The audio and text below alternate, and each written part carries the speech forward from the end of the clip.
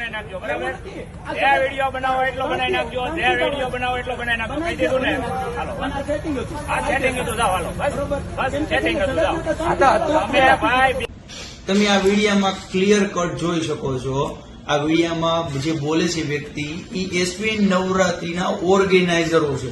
એટલું clear cut બોલે છે કે અમારે લાગતા વળગતા વ્યક્તિઓ સાથે અમારું સેટિંગ હતું આગળ બમ્પરનું, તો તમારાથી થાય કરી લો, તમને નહીં મળે. અને એટલું ક્લિયર કટ પણ બોલે છે કે તમારે જેટલા વિડીયા ઉતારવો એટલા વિડીયા ઉતારી લો, જેટલું તમારે જે કરવું એ કરી લો, અને અમારું સેટિંગ હતું જ, એટલું ક્લિયર કટ બોલે છે. તો આની ઉપરથી ખબર પડે એસવી નવરાત્રીના દરેક ઓર્ગેનાઇઝરો અને દરેક સ્પોન્સરો કે જે કઈ જજીસ છે એ પૂરેપૂરું આખું સેટિંગ બાજ અને સેટિંગ થી જ આખું કાવતરું ઘડેલું હતું કે તમારા ગમે એટલા ખેલિયાર ગમે એવું રમતા હોય તમને કોઈને કઈ નહીં આપવામાં આવે. એના લાગતા વળગતા વ્યક્તિઓ જે છે, જે જયારે વાત થઈ છે એની દ્વારા વાત થઈ હતી.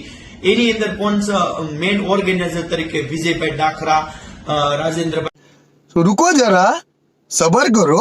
હું રાજેન્દ્ર વસાણી, એસવીએન નવરાત્રી ઓર્ગેનાઇઝર. મિત્રો, હું તમને એક વિડીયો બતાવું કે જે આ સરકારી ગ્રુપે અત્યારે વાયરલ કરેલો છે એસવીએન નવરાત્રીમાં, જે ઓબાળો કરીને એમનો ગયા વર્ષનો હું વિડીયો બતાવું કે અલંકાર રમઝટમાં પણ એ લોકોએ આ જ રીતના મગજમારી ઇનામ માટે કરેલી છે. હવે હું તમને વિડીયો બતાવું છું, તો ધ્યાનથી વિડીયો જોજો. આપણે કઈ પૈસા નહીં જોતા, એકાઉન્ટ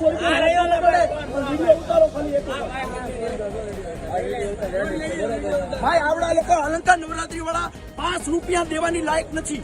9 દિવસ ખાલી ફૂટલા ઇનામ આપ્યા છે અને અત્યારે છેલ્લે કાદવ કિચડમાં રમાડી 51,000 રૂપિયાનું 31,000નું 9 દિવસ ગાડી આપવાનો વાયદો કર્યો હતો.